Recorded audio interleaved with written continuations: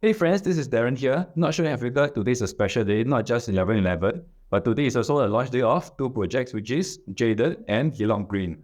So far, I don't think the news has covered the updates yet. So with that, I'm going to bring you the first-hand news on how these two projects spent during their launch day. So here you can see that Jaded sold 87%, which is overwhelmingly high, and Geelong Green sold at a percentage of 55%.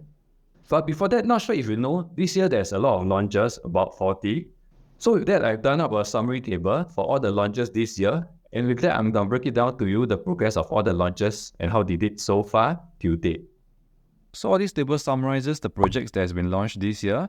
And based on this table, it tracks the number of units that has been sold on launch day versus the units that have been sold till date.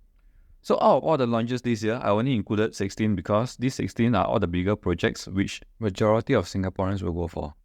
So after even excluding the smaller projects, we can now see that the number of supplies we have for private property is at 65% sold.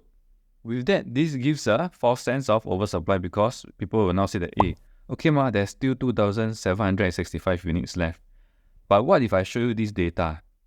So for private properties, it normally comes from two areas. One is GLS, which is government land sales, and secondly is en bloc.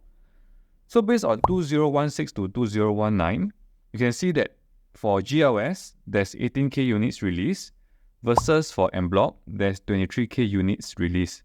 So in total, there's 41k units released from 2016 to 2019. But compared to 2020 GLS, it released about 22k units, but for en bloc, they only released 2.8k. So in total, for 2020 to 2023, there will only be 25k of supplies, and you can see that there's a shortfall of 16k units. So when you talk about factors that is driving the property market, it is often these two factors, supply and demand. So now I've covered supply, let me show you the demand picture. So for property, the demand comes from people, and people equates to population.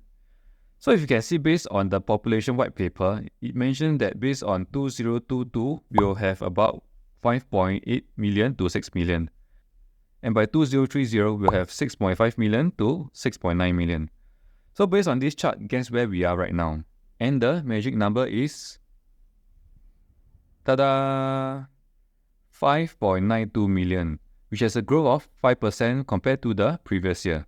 So in short, there's more demand compared to the previous year.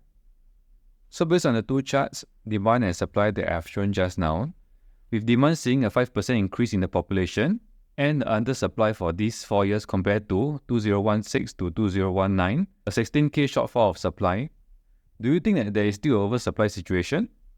I will leave this to you to decide.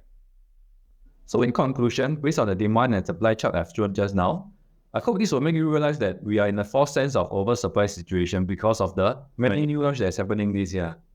So with that said, once this supply has been taken out, the supply will go down, the demand will go up. So with that, where do you think the price will go? Up or down? This is all I have for today. So I hope you like the content I'm creating. Do like, share and subscribe if you haven't done so. I'll see you in the next video.